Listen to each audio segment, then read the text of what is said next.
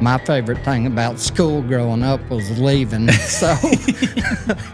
So I wasn't much thinking I was going to go to college, and I already kind of knew how to have a good time. So I figured that not wanting to go to school and going to a college town, I was probably going to do nothing but fail. There's a video of me when I was 6 years old walking around the whole barn telling this man how each horse was bred top and bottom. Like it just ate me up. But then when I started showing, it was all kind of making sense that maybe that was the direction I needed to go.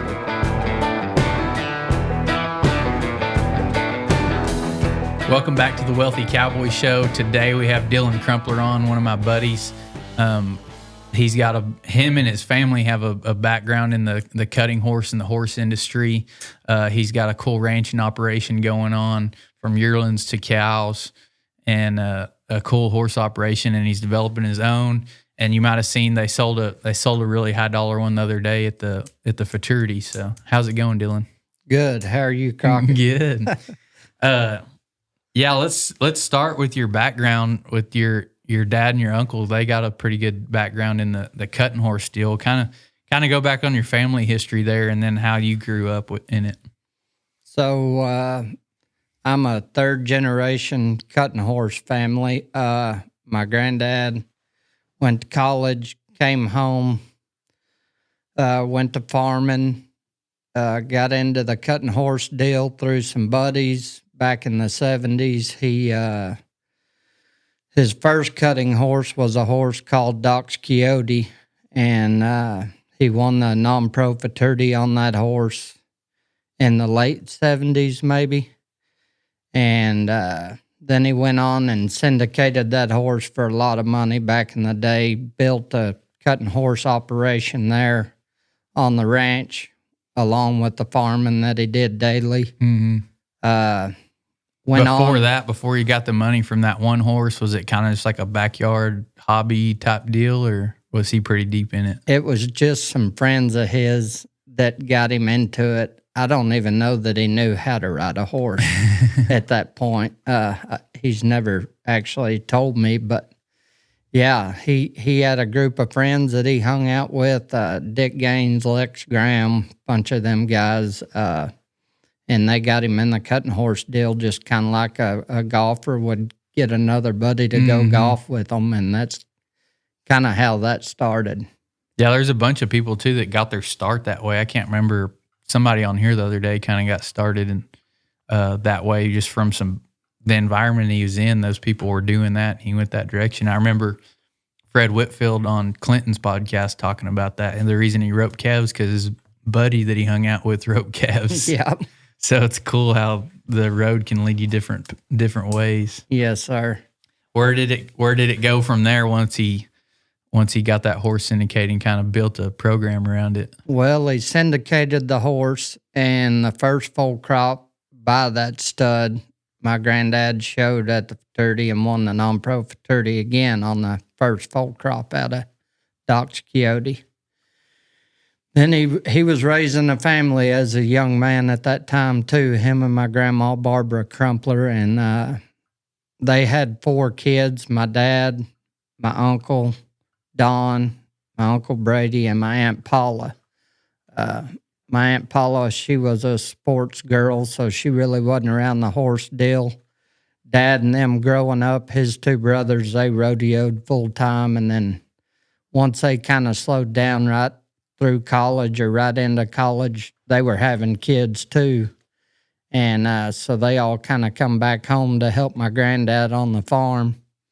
And so my dad and my uncle was training the horses, and my dad was the showman of the family. So my Uncle Don was training them, and my dad was showing them. He started out, and he won his first non-pro futurity in 2009, I believe.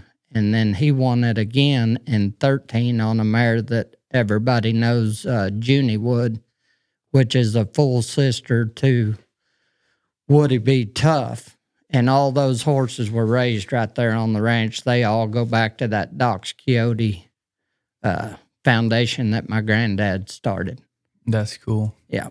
And the farming side you talked about, like, I know what you got going now.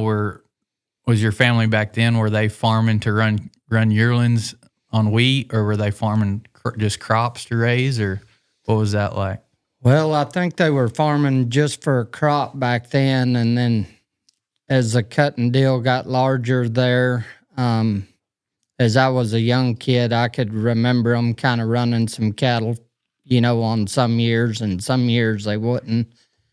And then as I was graduating high school, my granddad hired a man from Australia by the name of Graham Amos. He's kind of the cutting horse daddy of Australia. All these good hands you see over here, most of them went through Graham Amos, Johnny Mitchell, Sean Flynn, a bunch of those guys, learned from Graham. And as I was graduating high school, I was trying to figure out if I wanted to go to college or not. And my favorite thing about school growing up was leaving. So I wasn't much thinking I was going to go to college, and I already kind of knew how to have a good time. So I figured that not wanting to go to school and going to a college town, I was probably going to do nothing but fail. Yeah. And I had an opportunity to stay home and learn cutting horse trade from Graham Amos and my uncle. So that's what I started to do, and sat there under Graham for 2 years, and I was already under my uncle and my dad and my granddad. They all screamed and hollered at me trying to show me the ropes, and I loved horses. Did you grow up showing any in the cutting deal, or? I lived in Florida for a while, but my dad and them, as we'd come back spring break, Christmas, and summer, they'd jerk an old brood mare up out of the pasture, and we'd leg her up, and I'd go show her in the use somewhere, And that was kind of how I started showing cutting horses, and I was always around, right out of high school, learning from Graham. And I trained a horse right out of high school. His name was Nita's Sweet Son, that I showed at the fraternity, I think in 2003. And I caught rode one for my uncle for a guy named Bill Adams out of Ocala, Florida, I think, or Pensacola, Florida. Anyways, my roan gelding was really promising before the fraternity, and I'd kind of been piddling with some people from Florida, and they bought this gelding for his wife to show, and I showed him in the open down there at the fraternity. I didn't do any good on him, but he was a really good horse. We sold him for a lot of money back then before the fraternity. The other mare I caught rode for my Uncle Don. I made the limited finals on her down there in the open. She was owned daughter of Doc's Hickory. She was really a good horse, good trained mare. So after that, did you see like, this is what I want to do? Like you sold one, you've had some success, and like, did you see that that's the path you wanted to go down? I was craving horses back then. I always craved them from a young kid. Like, y'all have heard me talk about Danco Forage before. We've been feeding it for several months now, and we really like the Omnis Plus and the Horseman's Omega Plus, which are very similar in that they're both an alfalfa-based complete feed, but they've got minor differences in the ingredients that actually balances the nutrition and makes the feed more efficiently utilized. Our horses look better than they have in a while, and that generally means that they're healthier and happier. Their coats are shinier, and they're not just fat looking, they're more defined.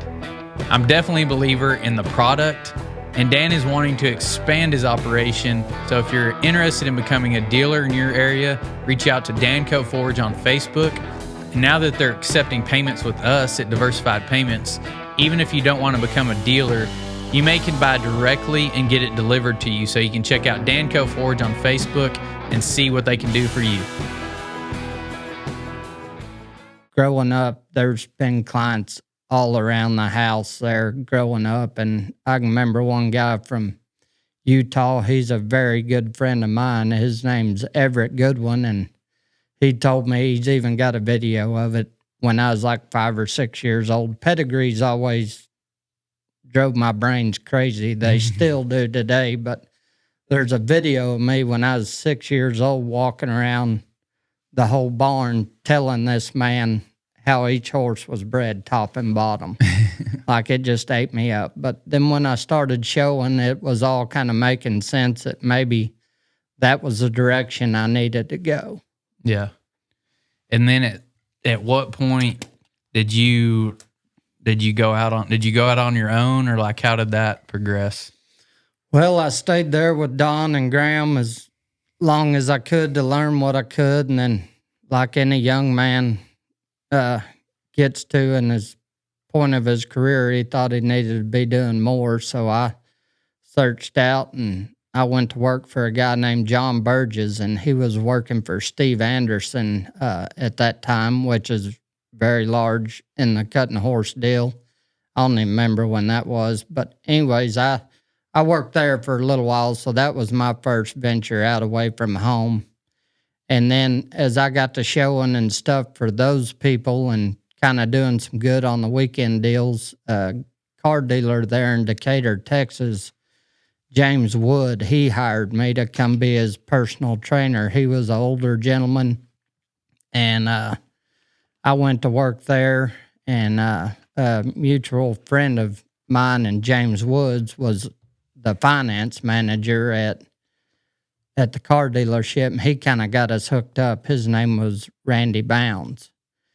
Anyway, so I went to work for James Wood, and he already had a few cutting horses he's kind of piddling on the weekends. We built a facility there, and I hung out there about 3 or 4 years and was doing some good. We trained some nice horses. I was young, and that was your first venture, just like nobody was over you. It was your own program, basically. Yes, sir. And James kind of just threw the reins at me, and I'd help him when he wanted to come to the barn in the mornings and work. And then I'd train whatever horses we had there. I never did any good showing them at the fraternity because basically I was probably trying too hard at that time. They say you can overtrain one, and I don't know if I overtrained them, but by the time I got to the fraternity, they felt untrained for whatever reason. But I think that's a struggle of being a young man trying too hard and being out there on your own with not enough direction, probably. What was that like going out on your own, and like you were having to go find new horses, new clients? You're overseeing the facility. You're having to keep your main customer happy and deal with the books and the money coming in and going out and hauling and entering. And how was all that? Well, at that point, I was just riding horses for James Wood. I was not allowed any outside horses, which was fine with me because James Wood, he had some good horses when I showed up there, and we bought some good bred colts to train, and that was really good enough for me. And when I had one good enough to go show, he'd send me all over. You know, we went to the Music City fraternity. We went to Vegas. We went to Fort Worth. We went to all those cuttings back then. And he made some amateur finals along the way and did some good. I didn't do a whole lot of good in the open at that point in my life. Mm-hmm. And then... So what happened after that? You stayed there for a little while, and then... Well, I was there about 4 years, and then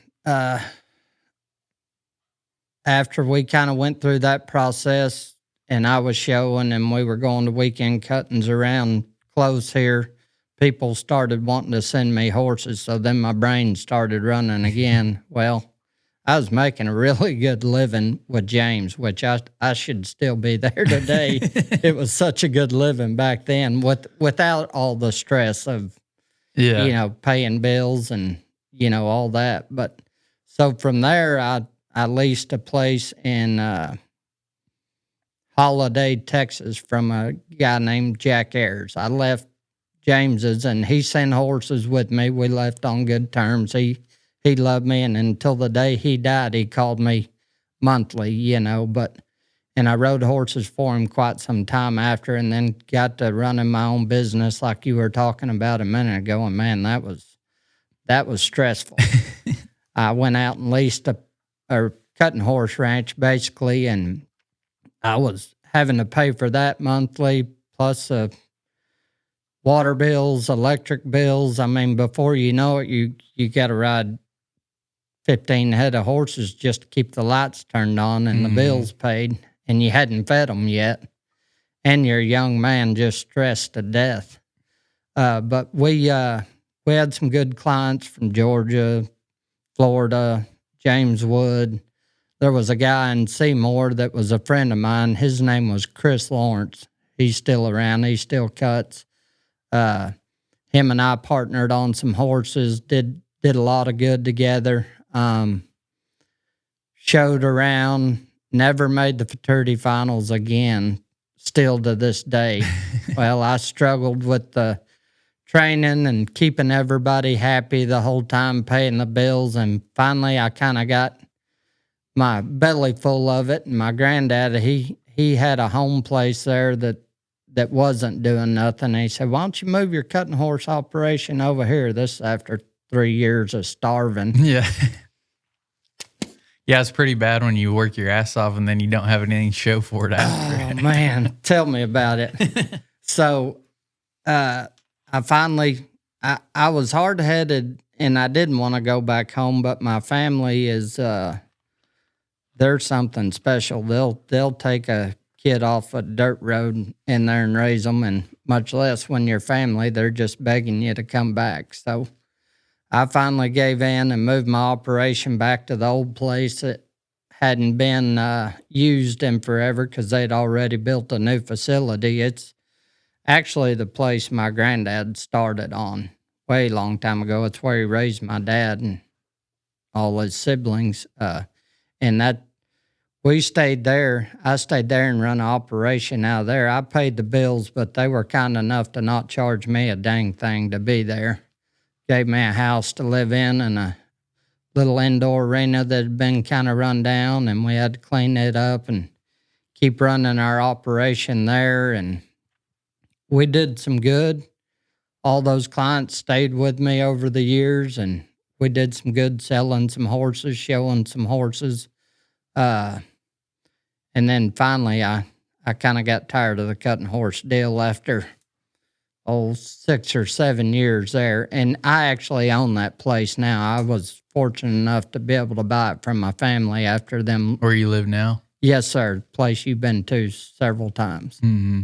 Yeah. So we bought that place. And I was getting tired of the cutting horse deal. And a friend of mine, friend of yours, Colby Hunt, he rode 2-year-olds for me for 2 years over there in Holiday before I ever moved back home. We were both just kids then, really. He was maybe 18. I might have been 25. I can't remember the age difference. But anyways, after I moved home and struggled at home with not the overhead of leasing the place, but still all the bills and doing your own deal, Colby had went to the oil field, and then he wound up at Bond's Ranch, managing the home ranch there in Saginaw for Pete and Missy. And we stayed in contact because we're best friends. And as Colby kind of grew with the Bonds deal, he understood how much opportunity of wheat country we had up there from my grandpa to all the other farmers around. So, and was anybody at this? Was it still just mainly for raising wheat, or was there any cattle there? There was cattle some years, and some years there wasn't. It seemed like back then. Wasn't a big deal then. Yeah, and Colby said, "Hey, why don't you get with Pete and see if you can't turn out a few loads of cattle and ride a few less horses?" Mm-hmm. So we did that and worked them on our cutting horses the first few years, and I was kind of enjoying getting out of that arena and getting out there in the wheat field and roping something and doctoring it and tending the cattle. And so we just kind of grew the wheat cattle deal from there big enough to where I could kind of do away with the cutting horse deal, I guess. So I really basically got away from the cutting horse deal, and the wheat cattle deal was all I was doing. And that might have been like 2012 or 13 when I started the wheat cattle deal big enough that I thought I could not have to ride cutting horses on top of that. Did it start as like the wheat cattle was supplementing the cutting horse deal, and then it kind of grew to where you're mainly just riding some horses to supplement the wheat deal, and then where you could get out of it? Yes, sir. Pete and Missy would send you all the cattle you thought you could take care of, and they could cover any amount of country that you could find to stock. Mm-hmm. So at some point there, I don't remember what year it was, but they had me busy. And I think it was 2015 and 16. I think we run right at 12,600 head out there on wheat. And at that point, Mother Nature and all that had it right for the wheat country that year. And I run that many cattle, and I was thinking, gosh, this is a good living. Yeah. Well, since then, the Mother Nature hadn't allowed the wheat deal to be quite that good. So we kind of, nowadays, we run anywhere from 3,000 head to 7,000 head, depending on the year, if we're getting the rain and stuff. But there was a point there when we were running that 12,000 head for Pete Bonds only that we didn't have enough hours in the day. Yeah. You were tired when you got up. You were tired when you went to sleep. I want to tell y'all about L4 roping products. Cody, the owner and founder, found a gap in the market when he was wanting to step up his roping game. There weren't a lot of places around for him to go rope, and the dummies that he wanted were out of his budget. So he developed a budget-friendly dummy that whether you want to learn how to rope or you want to improve your roping, you can use one of their dummies. Check out L4 Roping Products on all social media or L4ropingproducts.com. Plenty to look at. Yes, sir. And how did you grow that? Like, did you have your own family operation you turned them out on, and then you got other farmers and other lease country and to grow that part? Yes, sir. We, my dad and them, at that point, I wasn't running any on them because they had a other cattle supplier at that point. But shortly after, we were running them on my dad. Before that, I was running them in Oklahoma on different farmers there, different farmers right there around my dad and them. They already kind of had a cow deal, so I just did Pete's on other people's there nearby. And then with time, we started running them on my family too. And when you get to run them on my family, that's a lot of cattle in one spot. So that really helped. Yeah. Cut the overhead down a little bit. Yeah, the driving to Oklahoma is, that's a lot of fuel. And I tell you what, back in them days, I wasn't sure if my debit card would work when I put it in that damn diesel pump.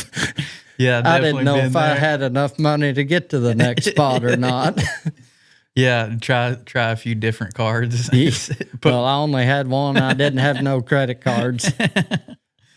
So how did you do that to go get that lease country to start with? Were you just going and knocking doors, or did you already know some of those farmers and stuff? I knew most of the farmers I started out on growing up as a kid, and I grew up with their grandkids and stuff, so that kind of started that away. And then I ventured over into Oklahoma, where one of my friends from school had moved, Kelly Weiniger, and he knew everybody in the country over there, and he kind of helped me along. I run some cattle on him. And was that those places you started getting, were they already running cattle and you switched them over to you with a better deal, or were they not running cattle at all and you got them started in it? Well, it's probably 50-50. Some of those people were running cattle of their own. Some of the people were running cattle for other people. Some people were still just farming it for a crop. But having Pete Bonds and Missy in my pocket and Colby helping, it was pretty easy to be confident knocking on doors and saying, hey, I got a guy with good cattle. He'll pay you. Back then, cattle were kind of starting to climb. People were not able to buy their own cattle to stock that country. So I think the our deal with Pete looked really good to them, and they knew I'd take care of them. So it grew and grew and grew. One farmer tells his neighbor farmer, and next thing you know, you got cattle everywhere. Yeah, like you started a fire. Yeah. That year we run 12,000 head. We had them in 2 different states and 8 different counties. It was a damn job. And that was just you were basically just hooking them up with a gain deal, and then you were just getting the care on it? Yes, sir. Our deal it still is real black and white. We make the trade between the farmer and the cattle owner, and we get the care. Mm-hmm. So. And then were you always riding those kind of cutting horses through all that when you started developing that and taking them out there and doctoring on them, or were you trading horses at all or riding outside horses through that, or what your horse operation look like? At that point in my life, my horse operation was pretty small. I had a little gray stud. You remember him. Shorty's a gray goose. He's a 08 model now, so he'd have been he might have been 3 or 4 by the time we were doctoring cattle heavy, and he didn't weigh 800 pounds himself, but he had a heart of gold. And I didn't have many horses. That poor little gray sucker got saddled every morning and had to stay there all day, get back in and out of the trailer at different places. Looking back on it now, that horse was something special. Yeah. I bred him and raised him through the cutting horse deal, and he's really all I had for 4 or 5 years. I'd trade a few cutting bred type geldings to go along with him, but I couldn't afford much back then, so Goose was really all I had for several years. And did you have that in mind to have a stud and like you were going to breed your own mares, or were you standing them, or?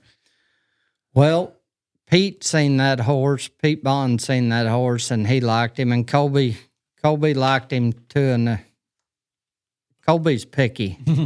But Colby liked the horse, but Pete had a bunch of big ranch-bred mares back then. They didn't have their cutting horse operation like they do now, and I don't know if Pete asked me or Colby asked me or whatever, but I think we turned that horse out over there his 4-year-old year at Bond's Ranch, and they bred a bunch of mares to him. He was a stud, but, I mean, you didn't know it. I mean, if you put a bridle on him and a saddle, he acted just like gelding. But anyway, so Pete and them bred some to him, and then I kind of slummed around, found me a few mares to breed to him, and we rode a bunch of colts out of that horse. They were good. I sold some to Miles Baker over the years. They did some good with roping, and like I said, from a kid, I love the breeding and the pedigree deals, so I've always kind of kept a stud around, but I sold Goose when he was 12. I don't know how old he is now, 16 or 17. And kind of sold all my brood mares at that time and got away from the breeding deal, basically because we were so busy doing the yearling deal, and I really couldn't afford to feed colts till they were 2. It was cheaper back then just to buy one out of the cutting deal that, you could buy a 3-year-old out of the cutting deal back then for $7,500 that'd been rode his whole 2-year-old year, and he's ready to go to work. Yeah. So I sold the stud, and then we kind of got the itch to breed again, and so Colby and I bought some mares together while he was still at Bonds, and we raised a horse named Tell Me Something Good. Everybody knew him as Ocho. Jordan Williams trained him for us. Colby didn't like him as a colt, so I just bought his half out. And anyway, so that was my next stud, and I bred some mares to him over the years. Still got some yearlings out of him, I guess. But then I sold him because he really wasn't taking the rope horse deal like I liked, and I'd kind of got to where I was roping a bunch too. I kind of started roping about 2018. So are you gearing I know y'all just redid your operation or there at your house. Like, are you trying to gear more towards the rope horse deal and breed some of those, or stay in the cutting deal? Well, we ventured back into the cutting deal. I've always craved it. I just couldn't afford it. And several years back through the roping deal, I met a man named Troy Applegate, Cripple Creek Performance Horses now. That's a partnership that him and I have. And I guess it's about time I married Kelly, my wife. We were roping a bunch, and we met Troy, and we got to being really good friends with Troy and his wife, Connie, and his daughters. And so we were going over there a bunch on our time off and hanging out with Troy and Connie and his daughters, whether we were at the lake or just at their place in Salina, hanging out on the weekends. And Troy, he's kind of a go-getter like me, but he's got better funds to do it than I do. So over a few cocktails, we come up with a deal that we might need to buy a mare and maybe try raising some cutters. And anyways, we were going to buy one. We were using my knowledge and his money, and he trusted me, and he still does. I don't know why, but he does. Anyway, so I can't remember how many years ago that was now, 3 or 4. So we bought a mare, and we were going to buy one, and it was within a year we had 5 or 6 good bred mares. I mean, top of the line cutting horse bred mares, and Troy was still going off my knowledge, and I was telling him we got to breed to the best ones in the business if we're going to play this game. And got to breed the incentives and all the things like that if you're going to do the cutting horse deal. And my opinion, Jeremy Barwick's deal down there, Brazos Valley Equine, which is now Valley Equine, had all the good studs. They still do. And the incentives are incredible there. So we've done most of our business there. We sold some yearlings, Troy and I did this year at the fraternity sale. And along with the 2-year-old mare that we did so good with, but we didn't raise her. But yeah, so Troy and I have started a breeding program. So we kind of got rolling in that deal, and then I got the itch to want to cut again. So all summer long, we've rebuilt and revamped and built new, and we've got a cutting horse trainer in there now that's training out of our facility. His name's Justin Chalmers. He'd been at Slate River Ranch for 4 years. He's a well-renowned cutting horse guy, good hand. So he's taking in lots of outside horses there as well, riding Troy and mine's horses and Kelly and mine's, and yeah, so we're full-blown cutting again, but we're still running our yearling operation and, got some cows we own and stuff like that. Yeah, and I hadn't asked you about the cow deal. You've, like when I met you, it was just you had all those yearlings turned out, but you've put together some cows and you've had those for several years now. How'd you get started in that? And talk about you've kind of got a different idea than a lot of guys, and it's kind of more geared to what I've been raised around and do in my own operation too. So kind of talk about your cow operation. Yeah, you and I have talked back and forth over this cow deal for several years now. So with the wheat cattle deal, I kind of stumbled across some grass places, some ranches to lease around there. Not real big ranches. Hell, I leased one down here off the Walsh Ranch when I first got started. That was too long a drive, so that didn't last long. But there again, kind of like my debit card not working, I couldn't afford those front pasture black cows like everybody's so proud of.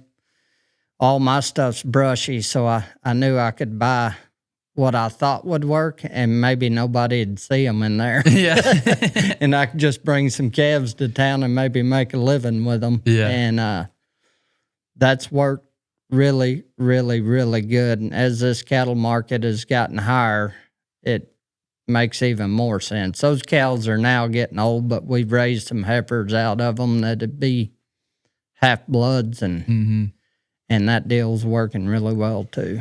Yeah, and it was all Longhorns and Corrientes, and not even the fancy kind. It's funny to see people will give a lot of money for a Corriente still, a black Corriente, but you can pick around and get some good buys at the sales or in the country or whatever, and you put a good bull on them, they do good. And starting out, I guess you kind of had the long-term plan in mind. You put a Bremer bull on them, some good ones, and raise some good heifers. Yeah, I bought those Bremer bulls from Colby and Brandon Taylor.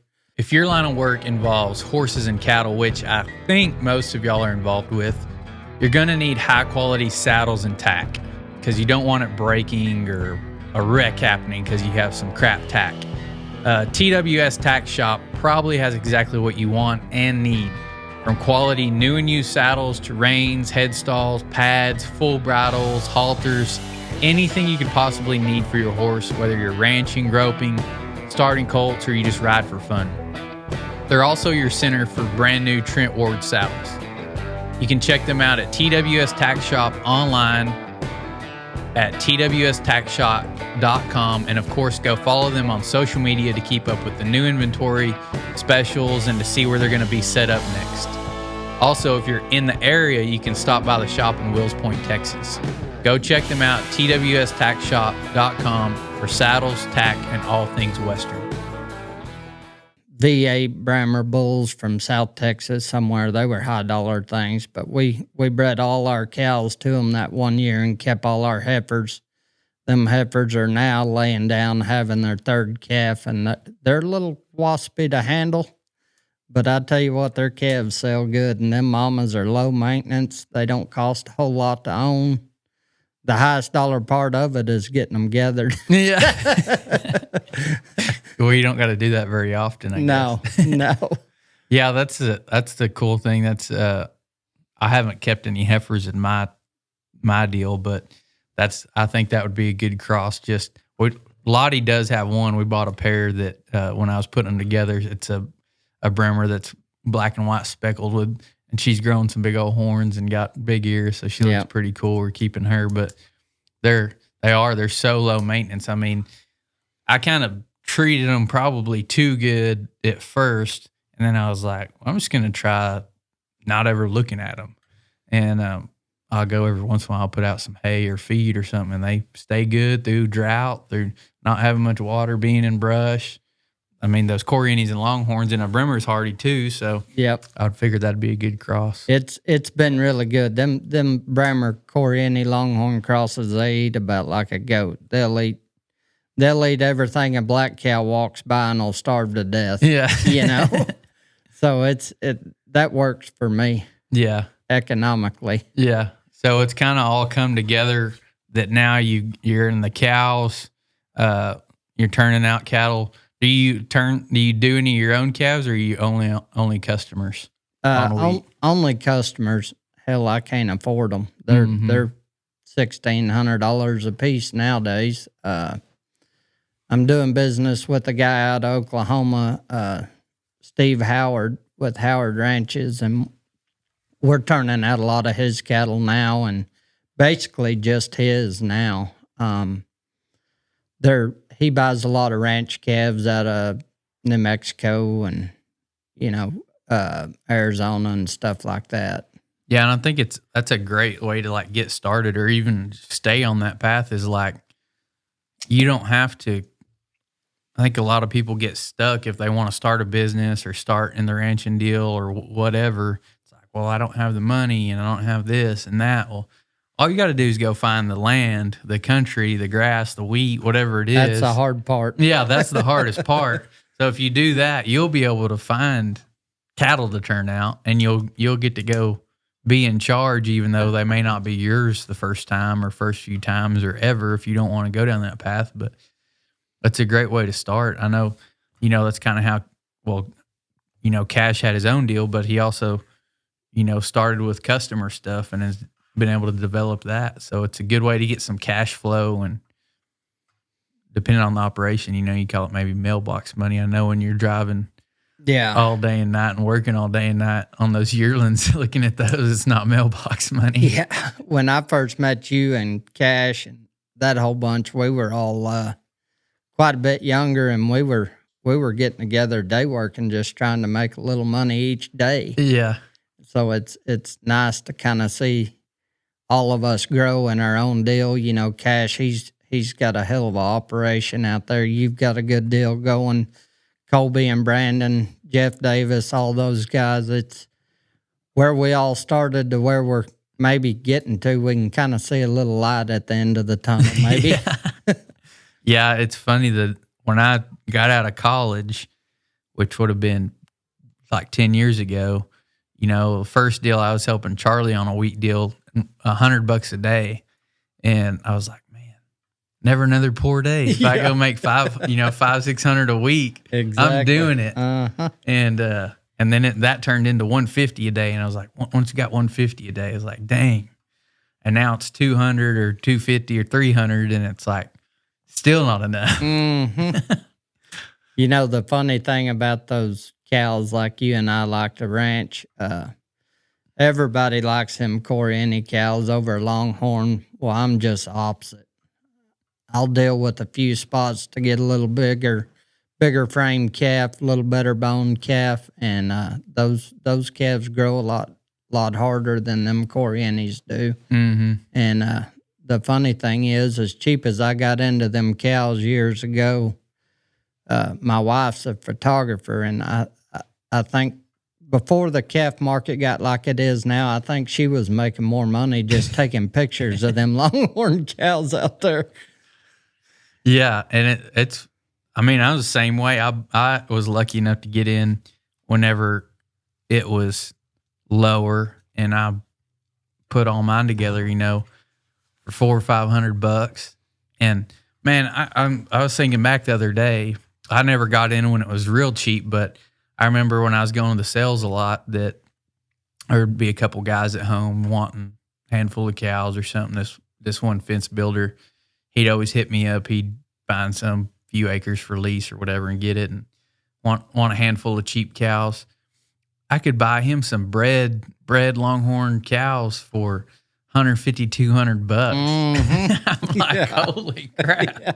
One day wages for a cow that's going to have you a calf in 3 months. Yeah. And it's the smart people were, doing that then, trading their wages for some cows like that or finding the country. And now it costs those same cows you can go pay $1,000, $1,200, $1,500 for now. Yep. So that's a whole deal. But you've kind of you're building long-term stuff with your cow herd, and then you got the cash flow with your cattle and getting to play and make some money with your horse operation now. Yeah. The horse deal I love the most. I love cattle too, but the horse deal just drives me nuts. When I go to bed and when I wake up, I'm thinking horses all the time. Yeah. I like a good horse, but I don't know if I'd have horses if I didn't have cows, If you couldn't, the cow horse, the cutting horse, the rope horse, like the relationship between a cow and a horse is what gets me. I like that part too. Yeah. Like if it was just I know it's hard for me to, even if our own colts and stuff, to just go ride a horse, for no purpose. So it hurts me, but it is fun whacking on a cow or roping or something like that. Yeah. Oh yeah. Yeah. What are your plans with your horse operation? You go heavy on the cutting, and like, are you gonna leave those horses in the cutting deal, and then if you don't think they're gonna make it, move it to the tried and the rope horse, ranch on it outside? Like, how's that gonna look? Well, we're breeding them to sell them as yearlings, basically, but we're raising enough of them now that we're going to keep a couple. Troy and I have talked about, if we raise 7 or 8 that year, keep 2 that we like, let Justin ride them there and be able to enjoy the process of seeing them horses be trained. And hopefully come up with some good ones. If not, we'll rope on them or sell them to the ropers, or we might send one to the cow horse deal with, somebody. But we're gonna start them. We're kind of pretty much staying on the cutting track. But I mean, we're still turning out cattle. We're never gonna quit doing that. Still gonna keep our cows, but the horse deal has gotten plenty heavy that I'm having to dedicate a little time to it. Even though I'm not doing the training end of it, I still get to enjoy seeing them be trained, and I really enjoy that. Yeah. And talk about the 2-year-old y'all sold this year. That was quite the deal. It's funny how the good Lord works. So Dad had that filly, and he raised her across the road from my place, and Dad wasn't going to ride her or train her because she's a little pigeon-toed. Well, we put her in a online sale, and she didn't bring what we thought she should have brought. So Dad brought her home, turned her back out. My wife and I went out there and looked at her, and we liked everything about her but her pigeon toes. And she was by a horse called Metallic Gray Mink that I actually had my dad and some friends of mine breed to because I liked the horse, and the incentive on him was so great. I thought those colts would sell, good because of the incentive. So we buy the mare, Kelly and I do, and we're already in deep with Troy on the mare side of things, and we didn't know if this mare was going to end up being a rope horse or a cutting horse or what. And we really didn't want to spend the money training her. We tried to sell her a couple times after we bought her, and some people looked at her, and some vets vetted her and didn't pass her for whatever reason. Anyway, so I called a buddy of mine, Shane Carlon. First, I made Troy a partner on the mare. So it was me, my wife, Troy, and his wife. We're partners on this mare. Now we're trying to figure out what we're going to do with her. So I was like, let's find somebody that we trust that'll maybe partner on this mare with us and train her, and we'll put her in the 2-year-old sale. I think if she's any count at all, she'll be marketable because of the incentive on her. So we rock along there, and I call Shane Carlon, and he's got a boy working for him or working out of his place, Coulter Clem, that's breaking all his 2-year-olds and training them. And I didn't know him at all, but Shane said, yeah, bring that mare on, we'll partner with you.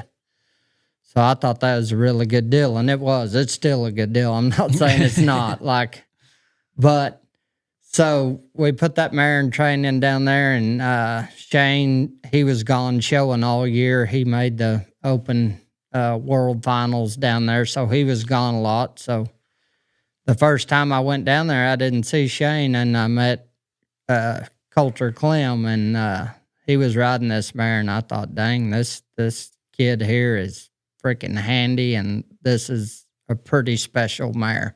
I could tell it the first time I seen her.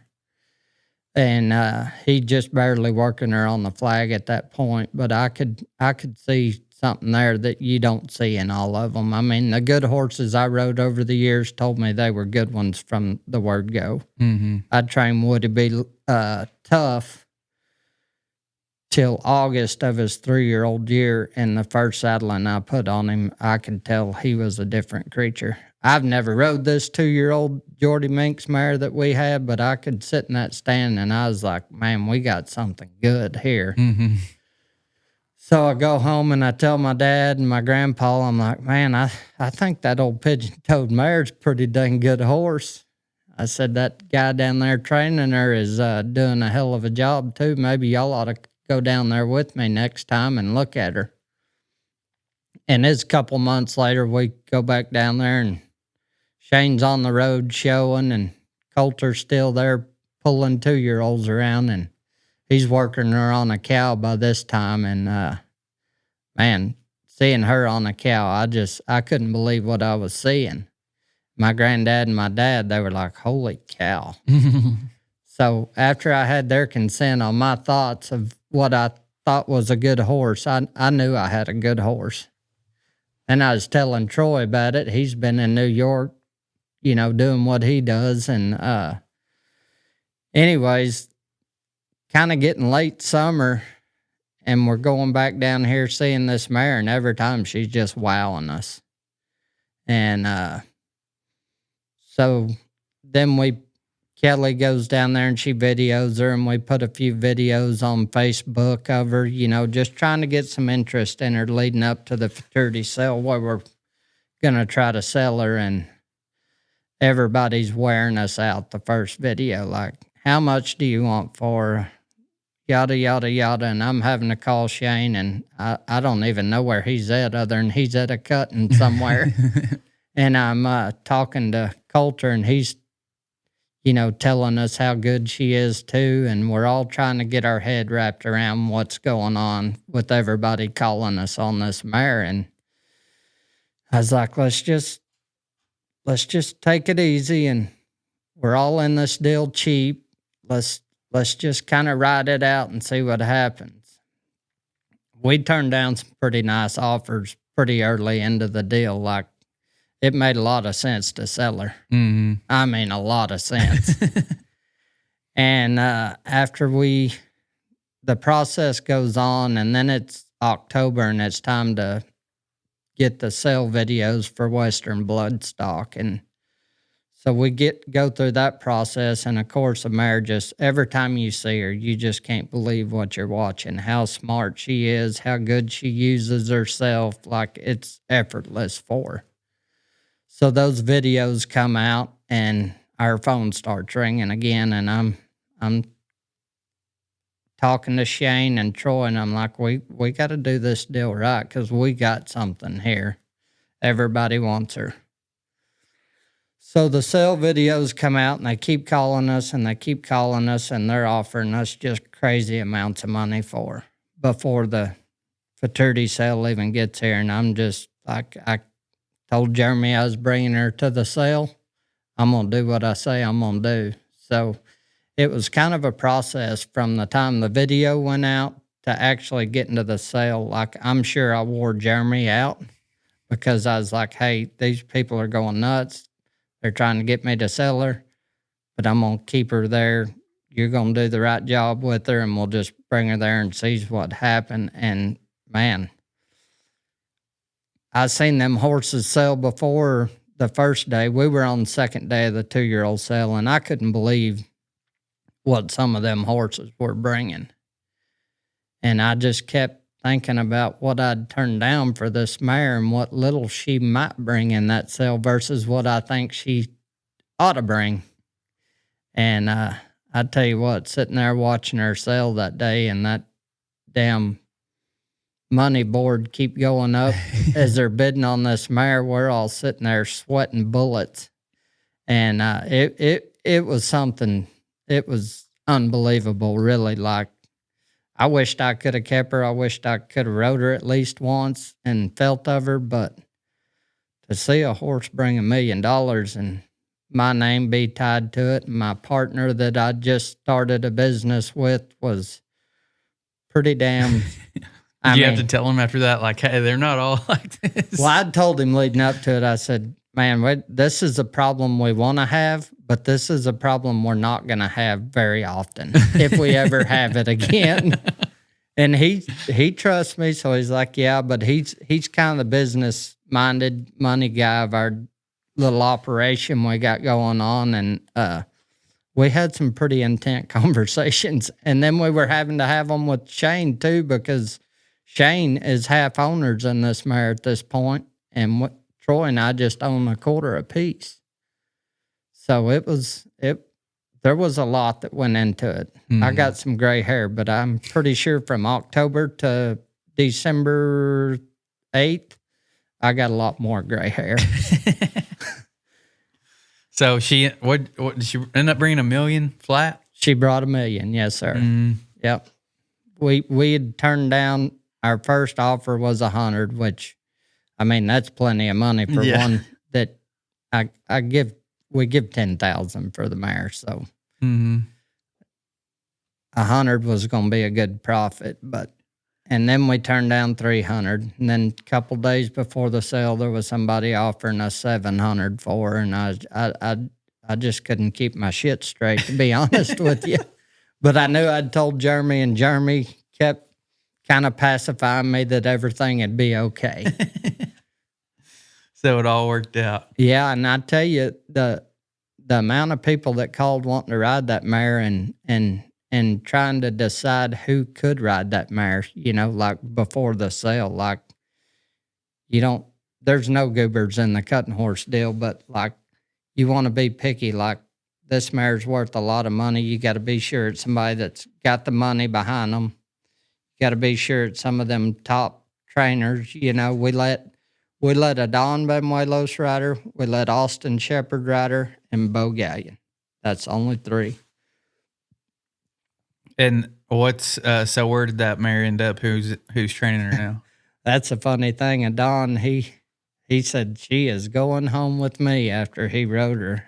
DX Trailer Sales is based out of Lubbock, Texas, and it is definitely not just a trailer dealership. If you are involved in the Western way of life, and if you're listening to this show, you probably are, then they have something you need. From trailers for a day working cowboy to a full-time cattle hauler to hay trailers for a farmer or rancher to arena drags, rope and chutes, and feeders for the rodeo cowboy or cowgirl. They also deal in every kind of hay any of your animals could ever need.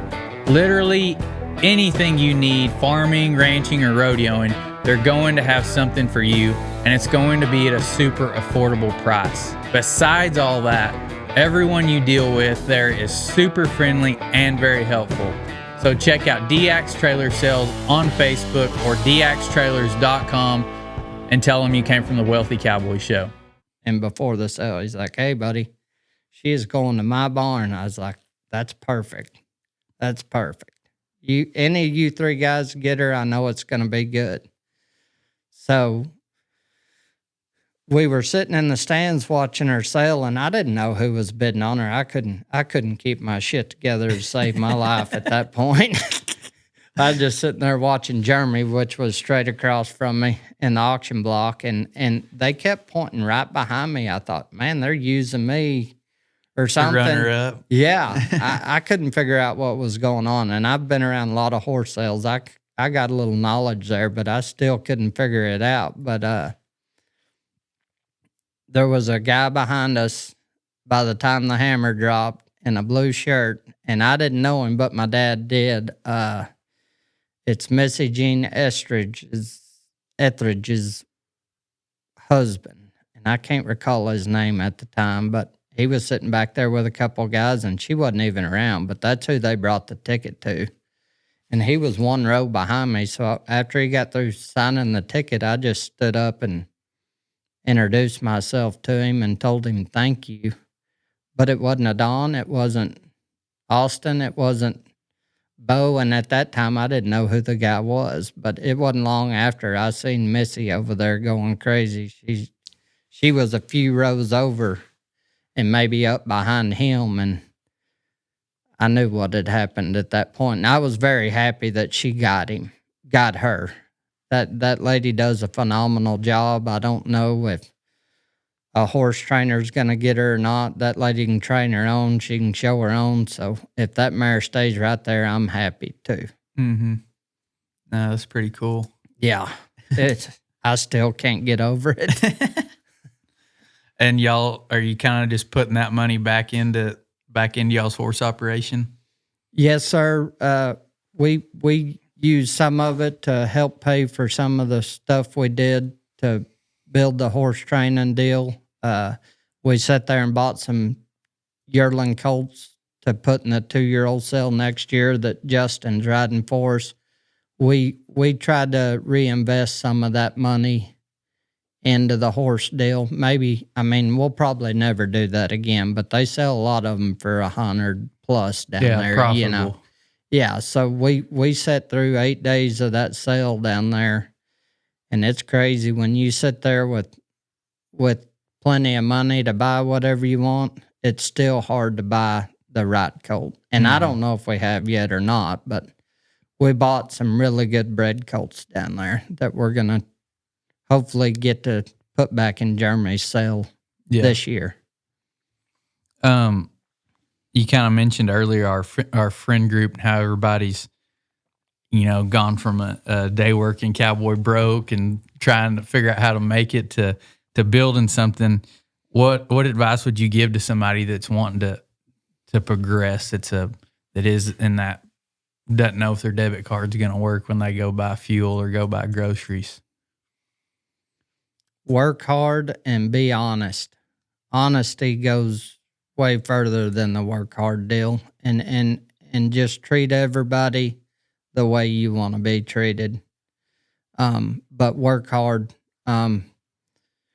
Work hard at whatever your dream is, and go to bed thinking about it and wake up thinking about it. Whether that's your job that day or not, still be thinking about it.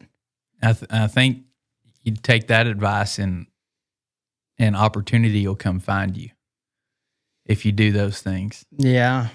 Yeah, you got to surround yourself around the right people too. Like, I was a knothead at time growing up, but I feel like I've grown into a better man than I started. But, less of a knothead. Yeah, yeah.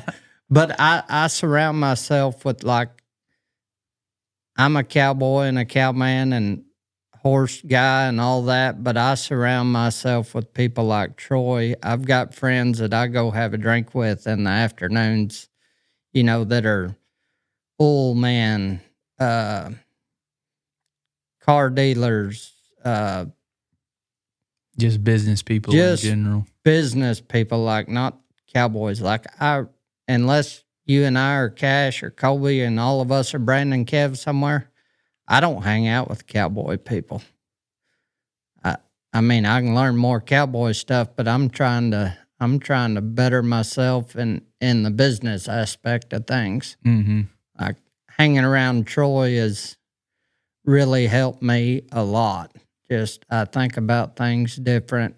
And Troy and I'll have a drink together, but, like, I mean, just whatever it is, you gotta surround yourself around the right people. And Troy's taught me to keep my circle small.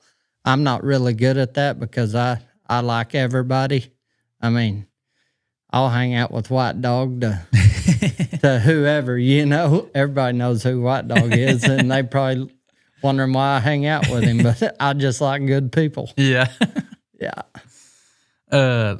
And kind of on that same note, who are some of your top mentors?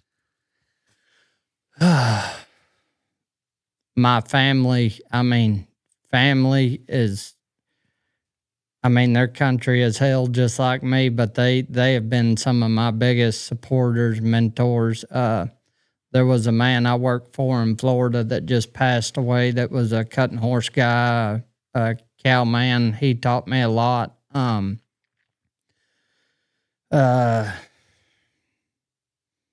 Troy's a pretty good mentor to me. I don't want to give him much credit, but anyways, Troy, Graham Amos, a lot of the cutting guys that you see today, I look up to still. Even if they're younger than me, they're still successful. I still try to get knowledge from them.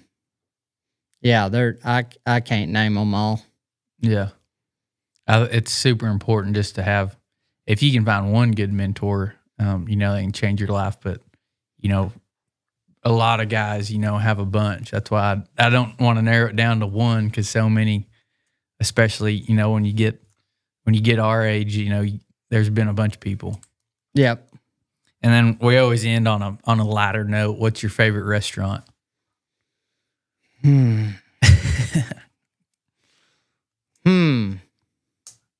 Cooking steaks on the fire pit. I like them pretty good right there. But Papacito's in Fort Worth, Mexican food's one of my favorite.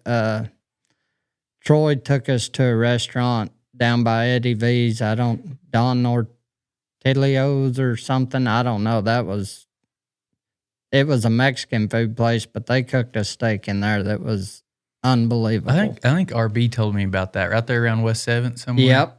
Yep. It was really I've never nice. been. I forgot about it actually till you just said it again. Yeah. Well, I appreciate you coming on, and is the best way to find you just on Facebook, Dillon Crumpler. Y'all have a business page or anything yet? Nope.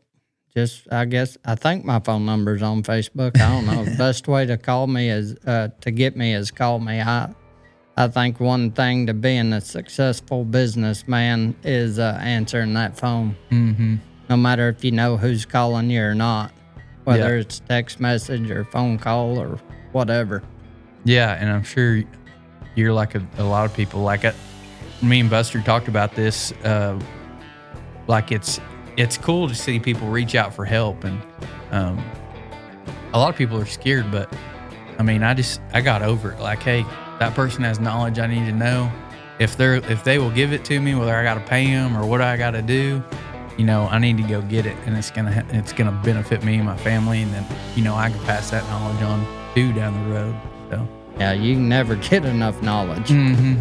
The minute you think you know it all is the minute you get less successful.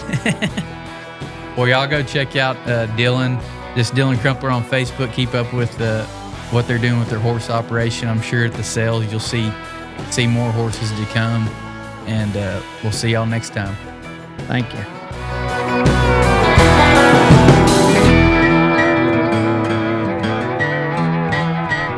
A mastermind has the sole purpose of getting you further, faster, and that's exactly what we're doing with the Wealthy Cowboy Show Mastermind.